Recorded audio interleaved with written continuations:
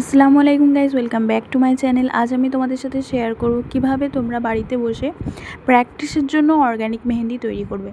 তো প্র্যাকটিসের জন্য অর্গ্যানিক মেহেন্দি তৈরি করতে গেলে আমাদের হচ্ছে কি নীলগিরি অয়েল বা রেড অয়েল বা ইউক্যালিপটাস অয়েল, তারপরে হচ্ছে কি ব্রাইড অয়েল, যে অয়েলগুলি এসেন্সিয়াল অয়েল, অনেকে টি ট্রি অয়েল ইউজ করে, তারপরে হচ্ছে অনেকে ল্যাভেন্ডারি, এই টি ট্রি ও ল্যাভেন্ডারি অয়েলটা হচ্ছে মিক্সড করে লাগাতে হবে।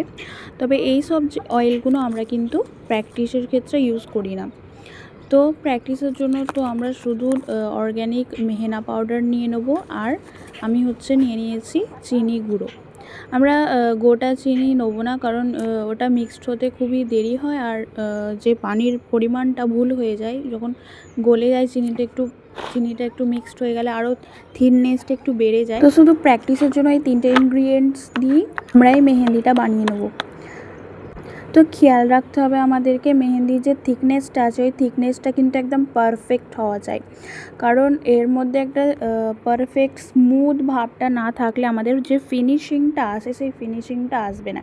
একটা স্মুথ ভাব থাকতে হবে। মেহেন্দির ফিনিশিং স্মুথ করার জন্য একটা সুতির কাপড়ের সাহায্যে পাইপিং ব্যাগের মধ্যে ছেঁকে আমরা মেহেন্দিটাকে একদম ভরে নেব।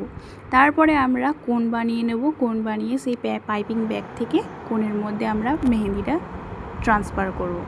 তো তোমরা যদি অর্গ্যানিক মেহেন্দি পরার জন্য উইথ অয়েল বানাতে চাও তাহলে অবশ্যই আমাকে কমেন্ট করে বলো। Thank you for watching.